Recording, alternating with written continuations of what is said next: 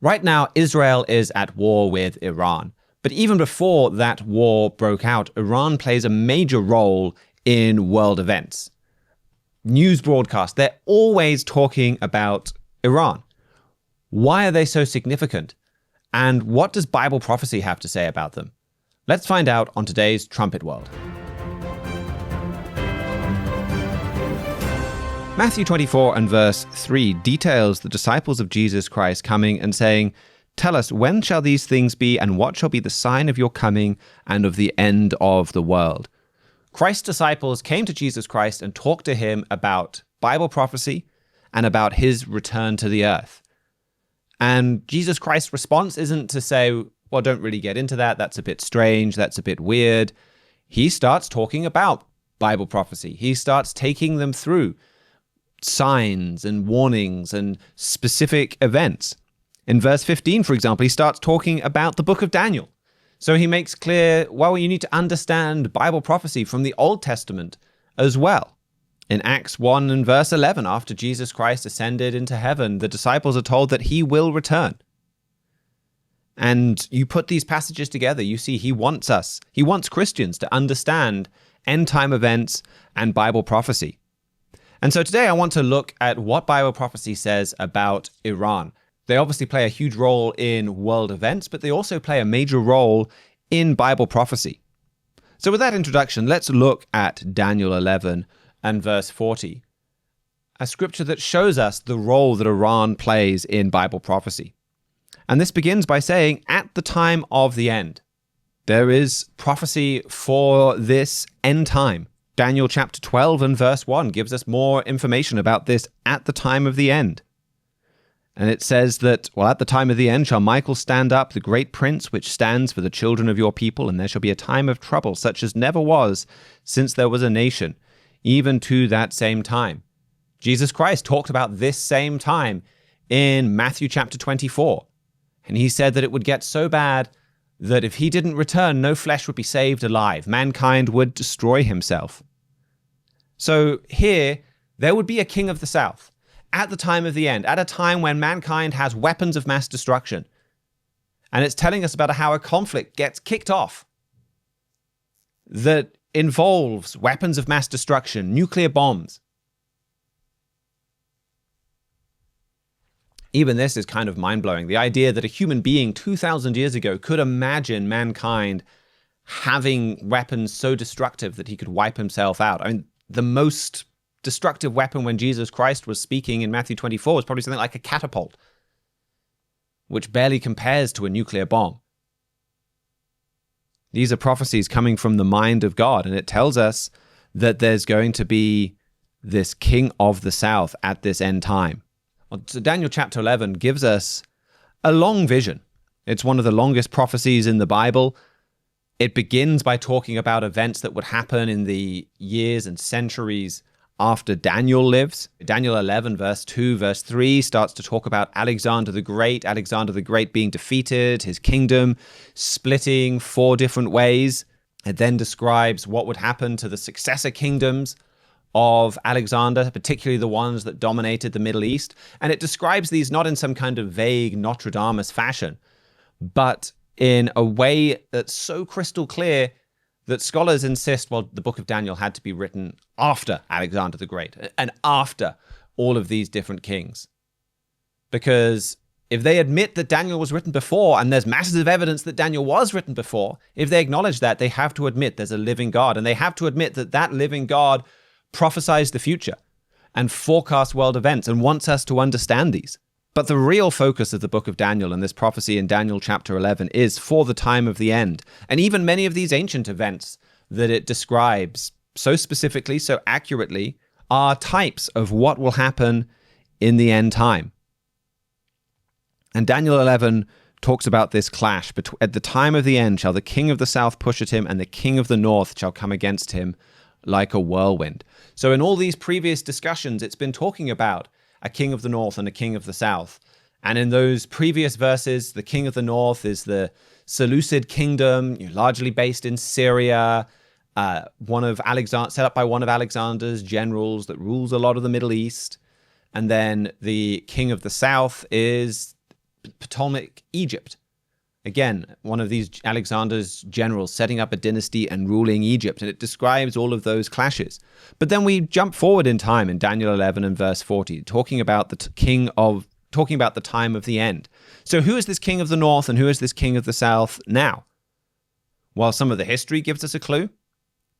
The Roman general Pompey the Great conquered the kingdom of Syria in 65 BC, conquered the Seleucids, and from here on, the Roman Empire is talked about as the king of the north. And the Roman Empire is resurrected in the Holy Roman Empire, and it's a European king of the north. But also, we can look at other Bible prophecies, and we can see that these are other Bible prophecies that are talking very clearly about a European power. The king of the north prophecy in Daniel 11 matches very closely with what the book of Revelation says about the beast power. And you can see very clearly this beast power, it's led by a woman, a church in Bible prophecy. It's resurrected many times. Where is there an empire that rises and falls and is led by a church? This is referring to a European power. It all fits perfectly together. This isn't coming from the minds of many different authors writing hundreds of years apart. I mean, you wouldn't fit perfectly together if this were just different human minds giving their ideas about the future. It's coming from the mind of God. But who is the king of the south? This is for at the time of the end. This is for the time when there are weapons of mass destruction. We should know. There should be someone that God has revealed this to and has opened their mind to this understanding. And for many years, Trumpet Editor-in-Chief Gerald Flurry has said the king of the south refers to Iran. This is from a 1993 Key of David where he talked about this. So the king of the south must arise after Daniel was revealed. These verses point to a king of the south that is yet future, and I believe all indications point to radical Islam headed by Iran as this king. The king of the north is guided by a great religion, and it appears the king of the south is also. That is probably the only way they can unite anyhow. That is religion bringing them together. So radical Islam led by Iran, leading this king of the south. And we'll talk about the role that religion plays here in just a moment. But he talks about this king of the south controlling Iran, controlling the Iraq area. And really, we've seen Iran take control of both Iran and Iraq. Here's a second clip from that Key of David. Crucial prophecies are being fulfilled right now. Very crucial prophecies, and the kind of prophecies that are going to affect your personal life, no matter where you live on this earth. The king of the south could rule Iraq or Iran or both countries, but it is looking more now like Iran may produce this king. It looks very much like the end-time king of the south will rule the radical Islamists. Iran is a natural leader for many of them today. You can see that just by reading your newspapers. So Iran looks like this king of the south. So why would Mr. Flurry say that? Why talk about Iran as this king of the south? Well, let's look at what the Bible says and think about, well, who could this king of the south be? Or this power to the south of the king of the north? Well, Egypt might be an obvious candidate to think about, well, who's a big dominant power within the Middle East and even in Africa. But if we read verse 41, it says, "He, the king of the north, shall enter into the glorious land, and many countries shall be overthrown. But even these shall escape out of his hand, even Edom and Moab and the chief of the children of Ammon. And he shall stretch forth his hand also upon the countries, and the land of Egypt shall not escape." So Egypt is mentioned as separate to the king of the south. Egypt can't be the king of the south. If we keep going, it says, "But he shall have power over the treasures of gold and of silver, and over all the precious things of Egypt, and the Libyans and the Ethiopians shall be at his step." So the Libyans and the Ethiopians, they can't be the king of the south either. Well, who else is a major Middle Eastern power? Well, perhaps Turkey could be a candidate for leading radical Islam or leading Islam and being the king of the south. But they get a whole other book of the Bible about them, Obadiah. And that's quite a different role that they play to the king of the south.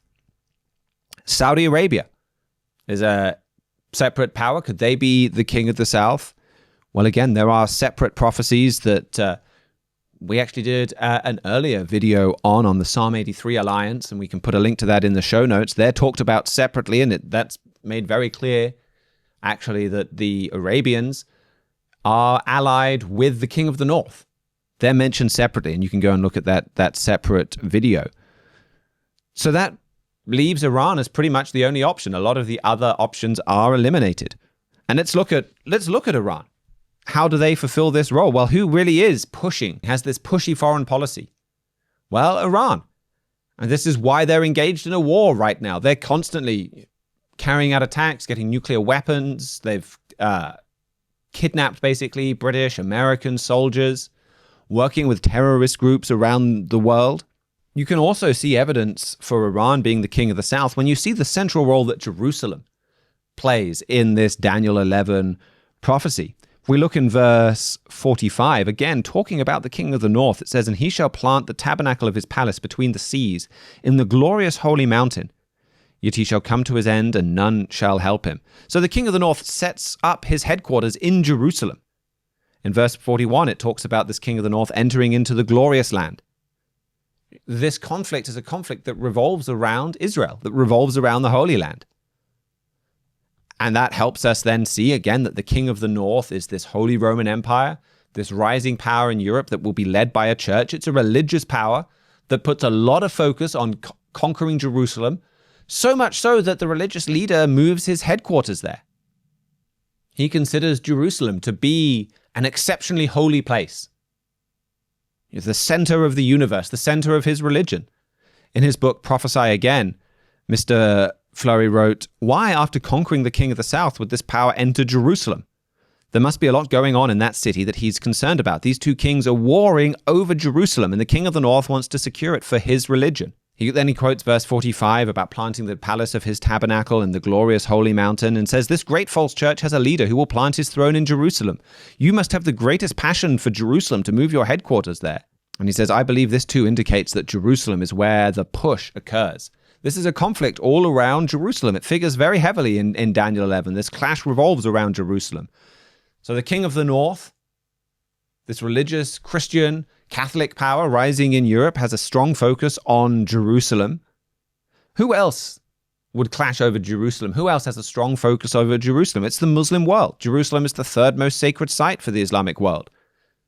They teach that Muhammad was kind of mystically transported to Al-Aqsa, or to Jerusalem, and then from Jerusalem to heaven, to the Father Mosque.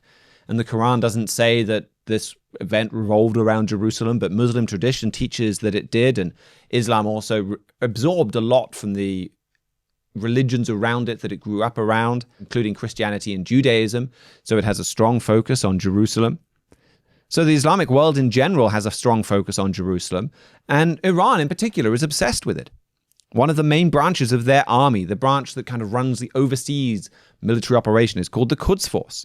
Now, Al-Quds is the Arabic name for Jerusalem. They've labeled the overseas branch of their army, for Britain was the British Expeditionary Force. For Iran, it's the Jerusalem Force. And they hold Quds Day, Jerusalem Day, with all kinds of military parades. They're really focused on that.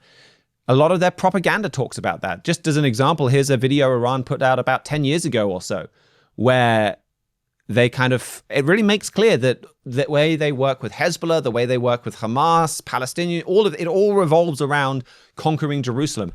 And it shows all of these different branches that Iran is working with, all uniting to go and conquer Jerusalem. You can play that now.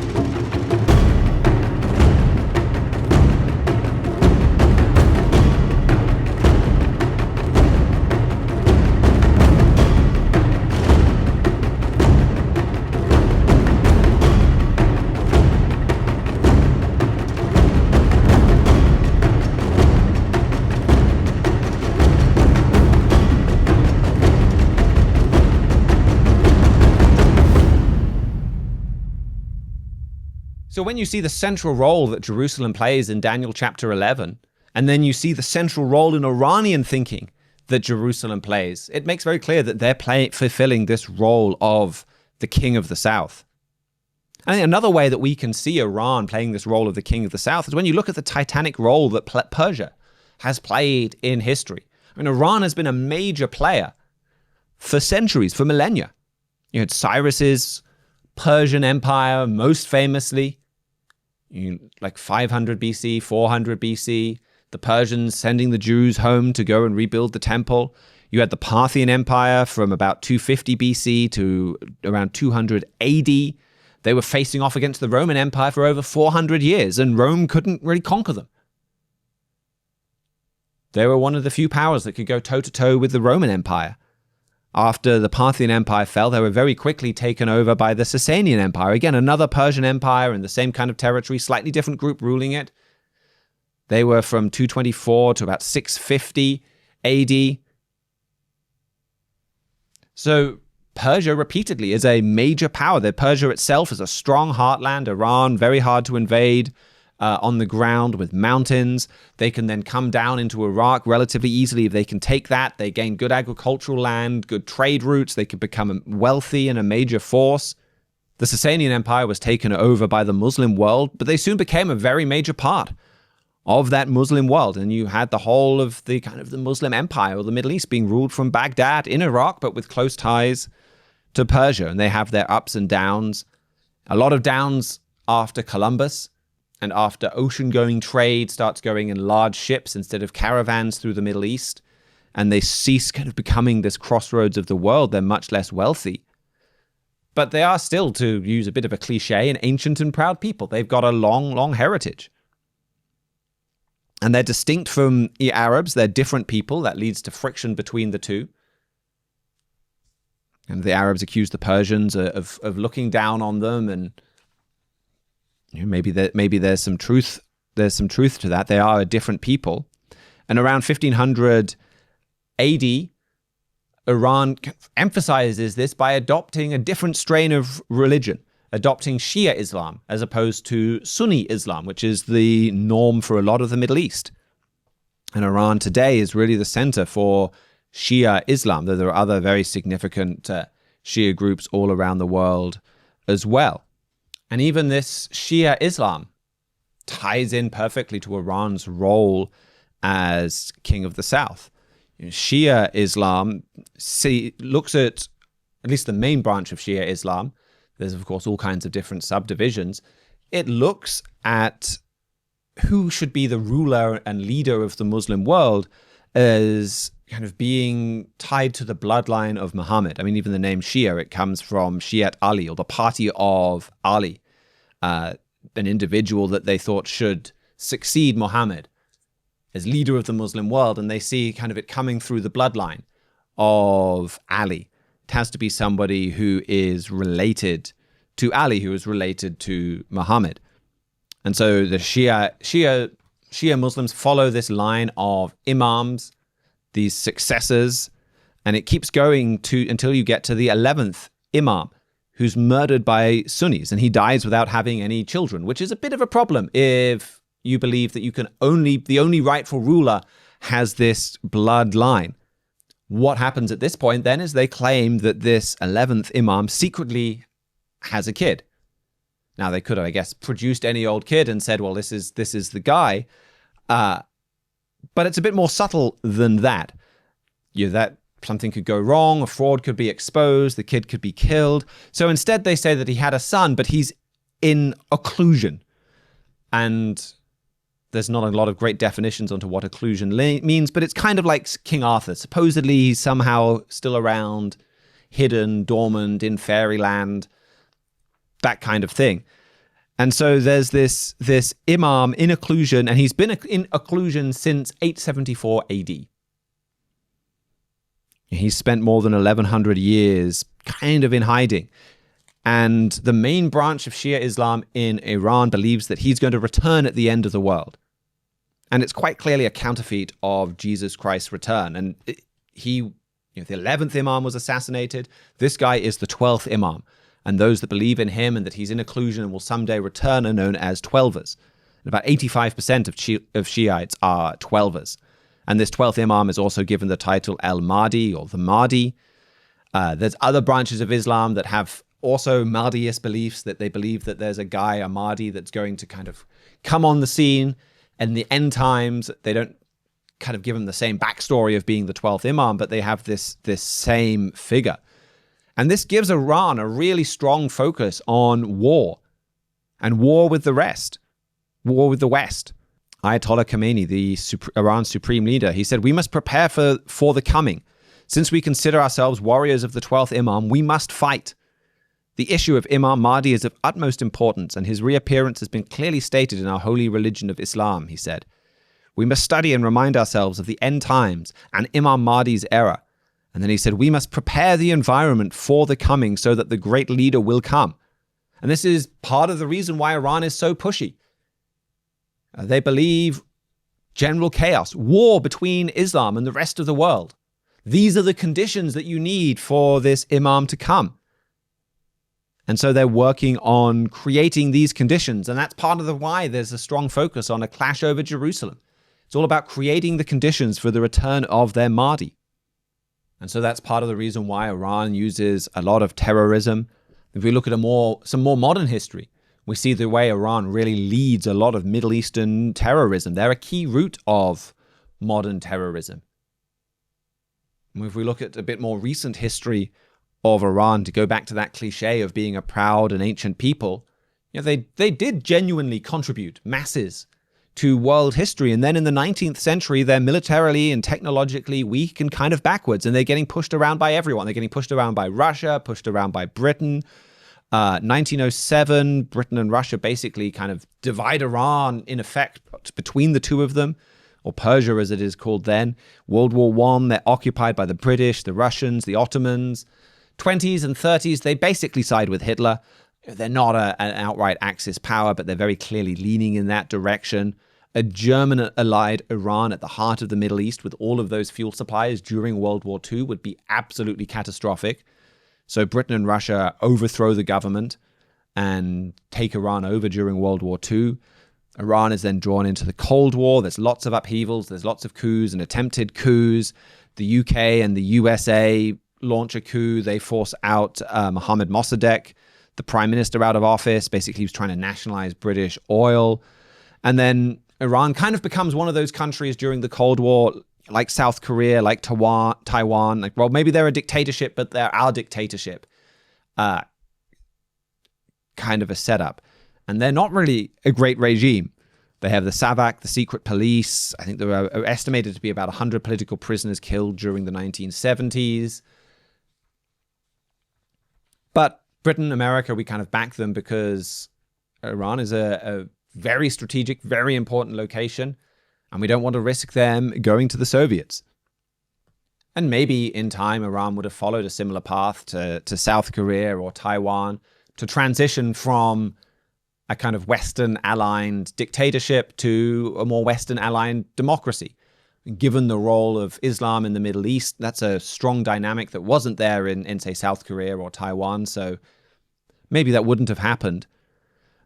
But regardless, 1978, you start to get mass demonstrations against the Shah of Iran, leading to the 1979 revolution at the start of that year. And this is huge for the Middle East.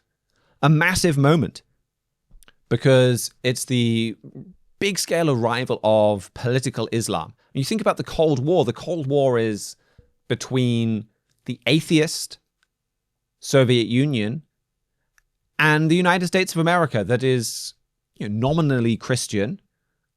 Maybe nominally is too harsh for during the Cold War. There's a lot of people that genuinely take their Christianity seriously, but it's very much kind of a Sunday, you go to church on Sunday religion, and it doesn't have a massive impact on the rest of the week or on foreign policy. I mean, maybe did have some leaders talk in terms of the fight with Russia or the Cold War in terms of a crusade, but that wasn't a literal religious war. And it was more about belief in things like freedom and democracy than it was Christianity and spreading that around the world. And so religion is very much viewed as in the past.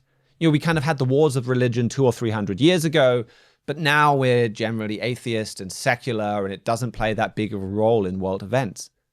And then you have Iran, and you have the Iranian revolution. And like with a lot of revolutions, you have a lot of people that want to get rid of the Shah that don't necessarily agree on what follows. And you've got all kinds of different, you've got a pretty broad spectrum. You've got people that wanted a secular Iran. You've got a lot of communists, because Russia is working quite hard to swing Iran into their orbit. And you have things like the People's Mujahideen that kind of blend communism and Islam together. But you've also got the kind of the radical Ayatollah Khomeini and his faction that are some of the most prepared and the most ruthless. And once the Shah is pushed out, they very quickly take over and set up Iran as a theocracy, as an Islamist republic it's called, but really all the power rests with the supreme leader. And so now religion is back, Islam is back.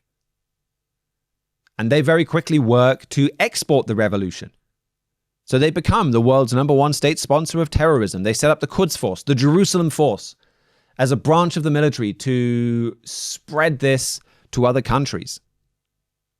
And so since 1979, Iran has reached out across the Middle East to try and export this revolution, working with other terrorist groups, or terrorist groups all across the world.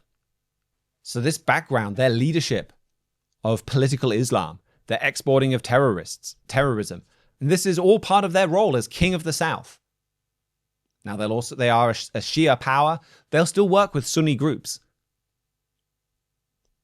if it meets their aim of bringing down Israel in the Middle East with a strong focus on Jerusalem, but also bringing down the United States that they see as kind of upholding this secular global economic system, political system. They want to bring down the United States too. And we've seen them be successful in this and also be pushed back. They've successfully exported a lot of their power to Iraq, and they dominate that.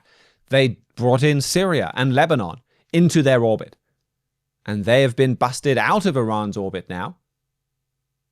And Daniel 11 does indicate this change in direction and shows us that Iran is going to shift their focus. If we look in verse 42, again, he shall stretch forth his hand upon the countries, and the land of Egypt shall not escape, and he shall have power over the treasures of gold and of silver and all the precious things of Egypt, and the Libyans and Ethiopians shall be at his steps. So here the king of the north, they take over the king of the south and Egypt and Libya and Ethiopia. So that tells us Egypt, Libya, and Ethiopia are not the king of the south, but they are allied with the king of the south. The king of the north declares war on Iran and Egypt and Libya and Ethiopia. They're Iran's allies.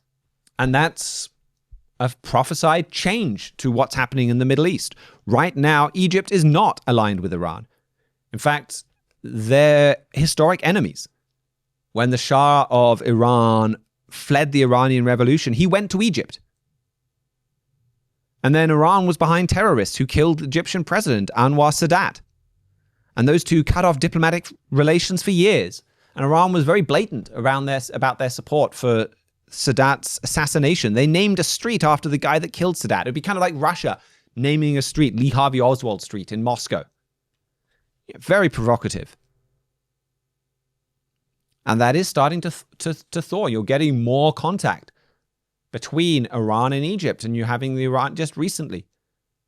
We covered this on one of our Friday Week in Review shows. The Egyptian president, the Iranian president talking, Egyptian foreign minister, Iranian foreign minister visiting each other. And you see Iran's defeat in Syria and Lebanon. They still want to get at Jerusalem. They still have that focus. And so now watch for them to work much more closely with Egypt. And Egypt has their own terrorist group, the Muslim Brotherhood, a terrorist group. They're older than Iran. They're another major root of Islamist terrorism. They go back to really the 1920s, and they kind of pioneered this three-pronged strategy for terrorism where you have a military wing, you have a government or politics wing, and you have a charity wing that all kind of work together. And the charity aspect genuinely does some good things to help people in dire financial need, But the goal of that is to recruit people to your cause so that they can help your political movement, and so that then they can supply new recruits for your terrorism and your military wing. And then the military wing and the political wing work together to topple the state. And they did take over for a few years in Egypt. But that's a group there that Iran does work with and can very easily work more closely with. And Israel's peace treaty with Egypt is a core part of its security. It really relies on the fact that it doesn't have an enemy on its southern border. If Iran can change that, they're facing some major setbacks after this war. And what has happened already in Lebanon and Syria, it would be a major coup for them. They could change the game again if they can bring Egypt around. And certainly you look at what people in Egypt believe, and they're not friendly to Israel. There's this peace treaty, but only 8% of Egyptians, according to one survey, agreed with the proposition people who want to have business or sports contacts with Israelis should be allowed to do so. Only 8%. Most people say, no business with Israelis. Only 2% of Egyptians said they agreed with the statement, I hope that we could be friends with Israelis someday because we're all human beings after all. 94% of Egyptians say they are sincerely worried that Israel wants to destroy the Al-Aqsa Mosque and our churches and harm our religion. If you bring about democracy in Egypt, they're declaring war on Israel the next day. So that's a powerful potential ally for Iran to work with. And then Libya and Ethiopia are mentioned next. In the King of the South booklet, Mr. Flory writes, the emphasis in Daniel 11, verse 42 to 43 is on Egypt. Then we have Libya and Ethiopia. This shows that Egypt is the big conquest. It is the real power behind Libya and Ethiopia, which suggests it is going to have a heavy hand in swinging those two nations into the Iranian camp. We need to understand the enormous impact that Egypt working with Iran will have in the Middle East and even globally. This Iran-Egypt axis will change the game in the Middle East, particularly in Libya and Ethiopia. This means we can expect Egypt, with Iran's help, to lead Libya and Ethiopia into the Iranian camp. He quotes Barnes' note saying, a conquest of Egypt was almost in itself a conquest of Libya and Ethiopians, and says that's exactly right. The real powerhouse here is Egypt. Iran and Egypt will work together to swing Ethiopia and Libya into the Iranian-led King of the South camp, and they're going to do it with a lot of violence. So they're going to bring these powers in there as well. And Libya is a divided mess, in and out of civil war. Ethiopia, and this is a bold prediction, that Ethiopia would swing into the Iranian camp. I've kind of joked before that this is our most controversial forecast, because whenever we write on this, we get a lot of letters, emails from Ethiopia saying it will never happen, it's impossible. Why are you cheering for the terrorists to take over our country? And we're not cheering for it. We're just describing what the Bible says will happen.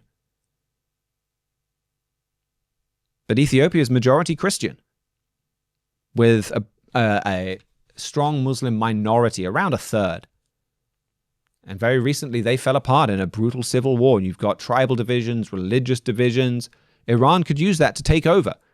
And you've got a lot of friction between Egypt and Ethiopia anyway about the River Nile and water use along the Nile. And Ethiopia has just finished building a new dam, and Egypt's concerned that Libya is taking more water, and that has massive impacts on Egypt's fragile economy. And Ethiopia says, well, the current treaty is unjust. Why do you get most of the water? Way more than we get per person. That's a potential source for a conflict. Mr. Flory has also written, whoever heavily influences or controls Ethiopia will undoubtedly also control the small areas of Eritrea and Djibouti on the Red Sea coastline. These areas only recently became independent of Ethiopia. Also, I believe the Bible view is that these small areas are included as part of Ethiopia. And Sudan, South Sudan, maybe they'd also be included in this. So Iran is going to shift focus and build up this regional power to the southwest of Israel. And this is a whole region that could turn very quickly. And it's leading to conflict. It's leading to a push. Going back to Daniel 11 and verse 40, it says, at the time of the end shall the king of the south push at him, and the king of the north shall come against him like a whirlwind. There's confrontation between these two, and it's worth looking at this word push. I mean, sometimes In English, push, it could just be something that's a bit annoying. Like somebody shoving you, it might be irritating. It's not going to do serious damage. It almost reads a bit like two kids. Mom, he's pushing me. But that's not what the Hebrew word for push here means. It's the same word used in Exodus 21 and verse 28, where it talks about an ox goring someone with its horn. This is a very violent word. Imagine a great ox or a bull charging someone with its horns. And that could kill someone. That's a dangerous attack. That's not merely an annoyance. And this is Iran having a very deadly strike on Europe. And we see this. They're pushy. They're sponsoring terrorism. They're working on nuclear bombs, nuclear devices. Maybe Israel prevents them from kind of miniaturizing an advanced bomb that they could put on a missile, but they could still work on developing something that they could put in a suitcase and have a suicide bomber carry somewhere. And it could be a multi-pronged attack. This push. In the King of the South booklet, Mr. Flurry writes, this push no doubt revolves around Jerusalem and biblical Judah, called Israel today, just as the clashes in the time of the Crusades did. That city is the third most holy city in the Islamic world. Pope John Paul II spoke publicly of possibly moving the Roman Catholic Church headquarters there. These two great powerful religions both passionately desire Jerusalem. The most precious jewel of Iran's plan is to conquer Jerusalem. This would galvanize more of the Islamic world behind Iran and spread radical Muslim influence to many countries outside of the Middle East. It could lead to dangerous rioting and terror in Europe, Asia, and even America. So once again, we see this conflict revolves around Jerusalem. And we can look at a parallel prophecy in Zechariah chapter 14 that tells us more about what will happen in Jerusalem. Zechariah 14 and verse 1 says, behold, the day of the eternal comes, and your spoil shall be divided in the midst of you. For I will gather all nations against Jerusalem to do battle, and the city shall be taken, and the houses rifled, and the women ravished, and half of the city shall go forth into captivity, and the residue of the people shall not be cut off from the city. And verse 2 is in reverse chronological order, telling us how this great battle, at Christ's return, that's what this passage is all about, how this great battle comes about. Verse 3 says, then shall the Eternal go forth and fight against those nations as when he fought in the day of battle. So what verse 2 starts with, all nations being gathered against Jerusalem to battle, that's kind of step 3. That's what this is leading to. Then shall the city be taken. This is the second event. And then the first event is, and half of the city shall go forth into captivity. So first half of Jerusalem is conquered. And Mr. Flurry wrote in an article, Jerusalem is about to be cut in half. The fall of half of Jerusalem triggers a violent and massive chain reaction that leads to Christ's second coming. The same article states, this first phase could happen at any time. The Palestinians, backed by Iran, will almost certainly do this violent deed. They'll come and conquer half of Jerusalem, presumably East Jerusalem, and it will start this chain reaction. In his book, The Eternal Has Chosen Jerusalem, Mr. Flurry writes, this push by the King of the South will probably be directly related to Jerusalem. It could well be that the Arabs, incited by Iran, conquering half the city. The Palestinians could, and I believe will, conquer the Temple Mount and refuse access to anybody else. This would rapidly unite Europe and the Israeli Jews against them. So Iran or Palestinian terrorists backed by Iran taking half of Jerusalem, that will very likely be the push. We see Iran generally has a pushy foreign policy. They're doing this all the time. And this fall of half of Jerusalem, that's likely going to be a major part of that push. There are other aspects of this. You could see Iran doing other things at the same time that half of Jerusalem falls. Mr. Flurry points out in Daniel 11 that the mention of Libya, Ethiopia, and Egypt tells us a lot about Iran's strategy. In particular, Libya and Ethiopia, he says these two nations are the key that unlocks the strategy of radical Islam. That strategy is going to shake the US and Europe to their foundations. Why would Iran be so interested in gaining control over Libya and Ethiopia? To me, the answer is intriguing. Get a good map of the Middle East, particularly on the Mediterranean Sea and the Red Sea. You can quickly see why the King of the South or radical Islam is so interested in an alliance with or control over these two countries, as well as Egypt and Tunisia, even he mentions. They are on the two seas that comprise the most important trade route in the world. Whoever influences or controls, it goes on to talk about if you control Ethiopia, you can have a lot of influence and control over the whole Red Sea coastline. in particular Eritrea and Djibouti.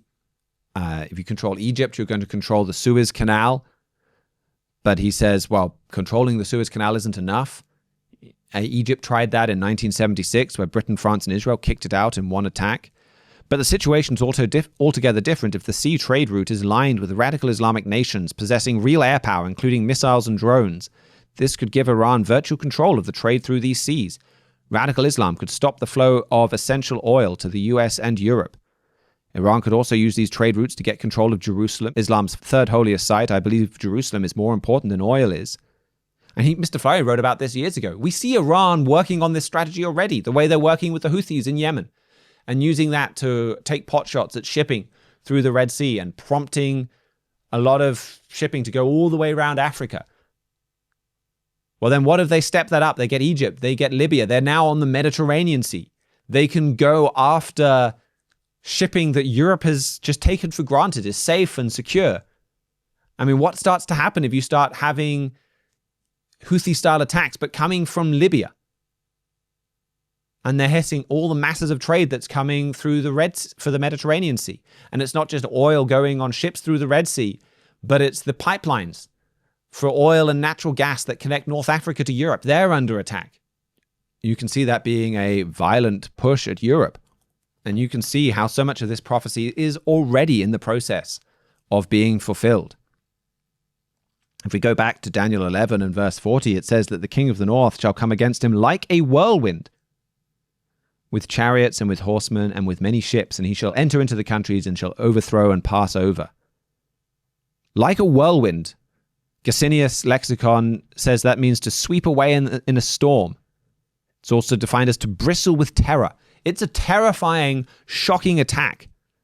In the King of the South, Mr. Flurry writes, it can also mean terror-stricken or shivering with fear, invoking the creeping of the skin of one who is terrorized. This word has an unusual emphasis on terror. Will this terrifying whirlwind be nuclear? It certainly will be terrorizing. It's about to explode in the Middle East. Finally, the terrorists themselves will be terrorized. We've talked about how the king of the north is this beast power. In Revelation 13 and verse 4, the nations of the world are recorded saying, well, who is likened to the beast? Who can make war with him?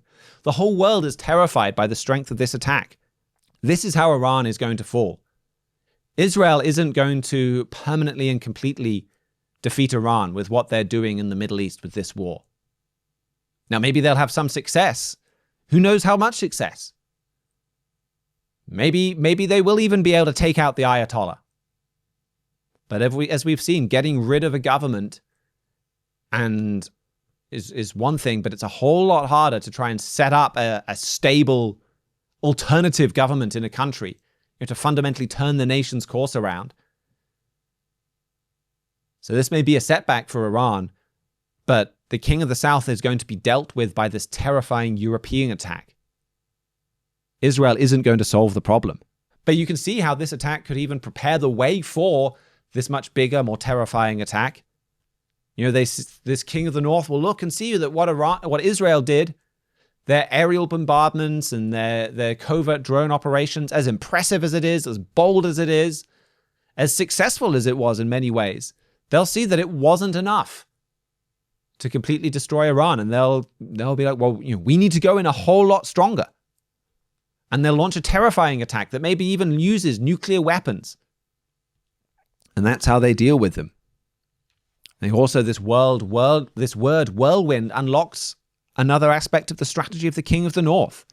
A whirlwind whirls around. There's an emphasis also on kind of surrounding, attacking from all sides. Mr. Flurry writes, if you're in a whirlwind, it whirls around you. Even now, we can see the German strategy is to surround Iran and its allies. Sanxino says the king of the north will swoop down. This isn't simply a straight-on attack, it's a storm that whirls around and around, invading the land and flooding it. That fits perfectly with Iran's geography. Iran is very mountainous on its border with Iraq, but throughout the Middle East, it's got a lot of areas that aren't as protected. If you can attack from a lot of different directions. Also, if you can come at Iran from the east, from the other side of Iran, the border there is much easier to come through. This is how they tend to have been successfully invaded in the past. If you're not Alexander the Great, the Mongols conquered them from that side. It's much easier there. So Germany is working to surround Iran and to surround Iran's allies and proxies and come at them on all sides. That includes what's going on in North Africa and the way that Iran spreads into North Africa and Egypt and Libya and Ethiopia. The chairman of the German Federal Armed Forces Association, Lieutenant Colonel Andre Wernster, he talked about terrorist attacks in Mali about 10 years ago. He said it makes it clear once again that a ring of fire extends from Africa via Yemen, Syria, and Iraq to Africa. And he talked about Germany's need to confront Iran throughout this ring of fire. That's this whirlwind strategy surrounding radical Islam. They're working on the same strategy prophesied in the Bible. And then there's a separate prophecy in Psalm chapter 83 that talks about all these allies of the king of the north. And again, we've made a video on that. We can put that in the show notes if you want more information about that alliance. So they come with this great ferocious force. And then verse 41 says, he shall enter into the glorious land.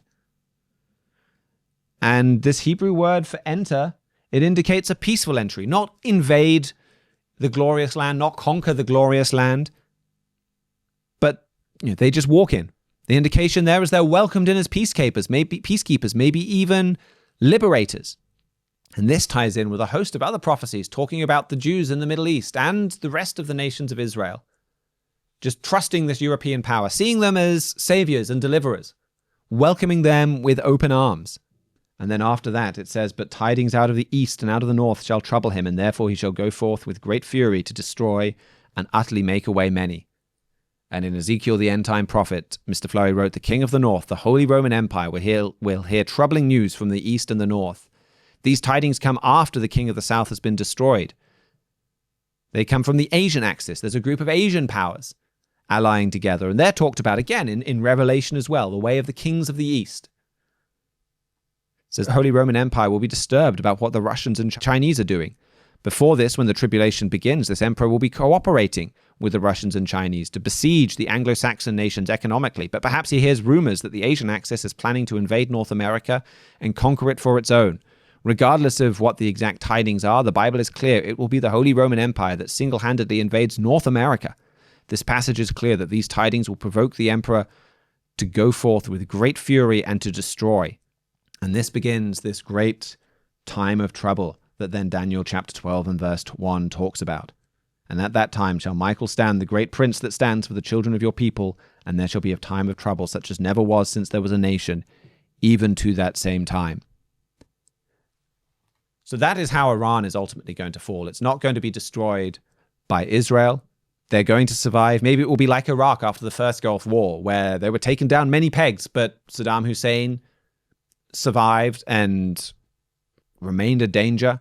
Again, possible to have regime change, but the replacement regime has a similar ideology. It's much easier to get rid of people you don't like than to create a stable replacement government. And in some ways, well, that overview could seem like bad news. This evil regime that spreads a lot of evil across the Middle East and does a lot of harm to its own people and is building nuclear weapons, they're not going to be destroyed by Israel right now. And in fact, they're going to go on to help launch and back a brutal attack on East Jerusalem and launch a violent, deadly push against Europe. And then that's going to escalate and build into a horrific nuclear World War III. You look at it that way and it can seem like a discouraging message. But there is tremendous hope here. I'm going to turn over to Psalm chapter 9. You look in the Psalms a lot. And David prayed to God about dealing with the wicked. And as we see Israel dealing with Iran, dealing with this problem, taking out an evil regime, but knowing, well, they're not going to take it out completely. This evil regime is going to hang around. It's going to continue. I've been thinking a lot about some of David's prayers for God to deal with adversaries, deal with evil people, deal with people that are causing a lot of suffering. God is going to punish Iran. God is going to bring about freedom for Iran and for the whole world. Daniel 9 and verse 5 says, you have rebuked the heathen, you have destroyed the wicked, you have put out their name forever and ever.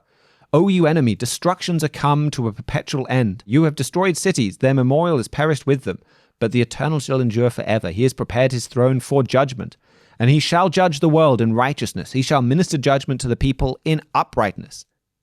David looked forward to the time when the wicked would be destroyed and God would judge the world in righteous judgment, and in doing so bring peace and prosperity and security to the whole world. And I think when you see Iranian missiles raining down on Tel Aviv and what they're doing, what they're prophesied to do, we can want Israel to just come along and destroy the wicked right now. But a loving God has a plan, and he is controlling how this all works out as part of that wonderful plan. In his book, The Psalter of Tara, Mr. Flurry writes, "These are promises we can cling to. The wicked will be brought to justice. Oppression will cease.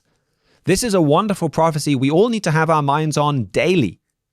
Christ tells us to regularly pray, 'Thy kingdom come.' That is a prayer for God's retribution, destroying the kingdoms of the world and replacing them with the kingdom of God. That is zeal for God's righteousness and for the victory of his kingdom." And he points to the end of this chapter, verse 18, "For the needy shall not always be forgotten. The expectation of the poor shall not perish forever. Arise, O Eternal, let not man prevail.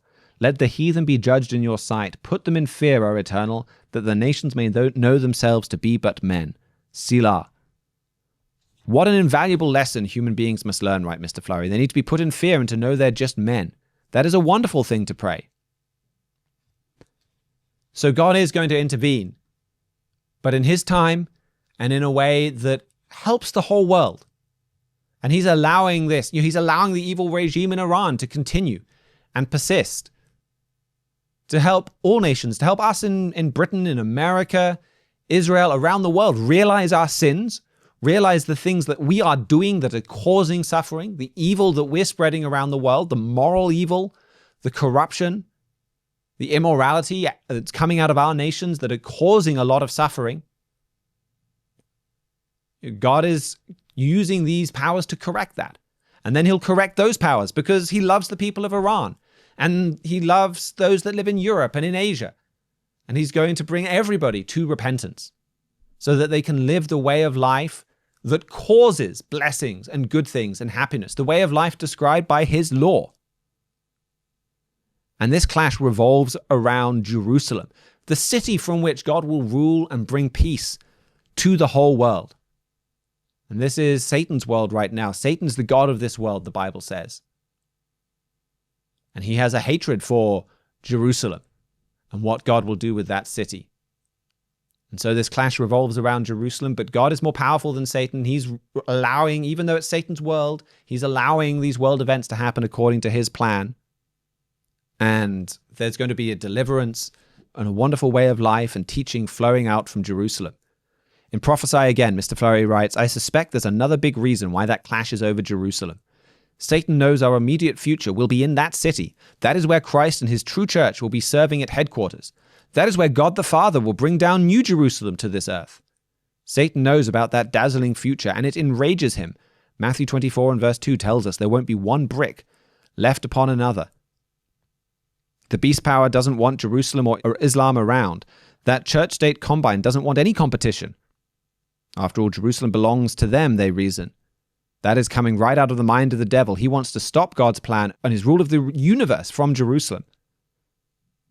Mr. Flurry has said God's mind is continually set on New Jerusalem. His entire plan is built around New Jerusalem.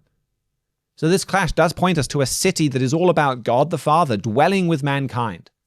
How God brings about this new world full of peace and joy.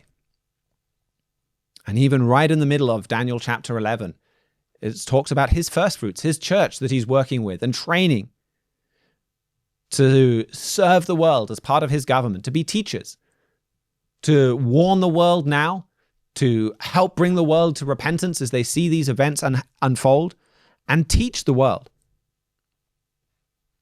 So there is wonderful hope behind these events in Daniel chapter 11. So hopefully I've taken you through in more detail than we usually have time for how Daniel chapter 11 is the key to understanding what's happening in the Middle East, what is next for Iran, why Iran is the king of the South. And if you would like to get into this in more detail, we do have our free book, The King of the South, that's just, I think explains everything so clearly from first principles. It's such a great introduction even to all of Bible prophecy. The final chapter is emphasis on God's very elect. That gets into what I was just touching on at the end there, where you can get more information about how God's people are right in the midst of this. There's a chapter on Psalm 83 that I talked about. There's a chapter on Obama and the King of the South. That's something we didn't really get into, but the way that the Obama administration really strengthened Iran and helped pave the way for them to be this King of the South power. So there's so much in there. You can get that on our website, thetrumpet.com. We'd be very happy to send you a free print copy. There's no shipping costs. There's no handling costs. It says add it to the basket on the website, but it's all free. We just need your name and address so we can send it to you. Then there's no follow-up. We're not going to call you and badger you for donations or to come to church services with us or anything like that. We'll just send it to you. We have our free Trumpet print magazine as well that you can get. And again, with that, there's no follow-up. The only follow-up is after 6 months or so, we check that you still want to keep receiving that magazine. We don't want to be wasting your time and ours if you don't want it. But that's it. Now, if you do then want to attend services with us, want more information, that's on you. You need to contact us. We don't want to chase you for that. God is calling people out to be part of his church. It's not for us to try and persuade people to join. So we're not going to be coming after you, though. We're not going to be selling your data or anything like that. We just want to share this wonderful, hope-filled truth with you. So if you go to our website or if you look in the show notes, we'll have a link to that booklet. Thank you very much for joining us. If you have any questions, any comments, want to learn more, you can drop us an email, trumpetworld@thetrumpet.com, or you can leave us a comment on YouTube or on Rumble. Thank you very much to George Haddad for engineering and production. We'll be back with our Week in Review show on Friday. Until then, keep watching your world.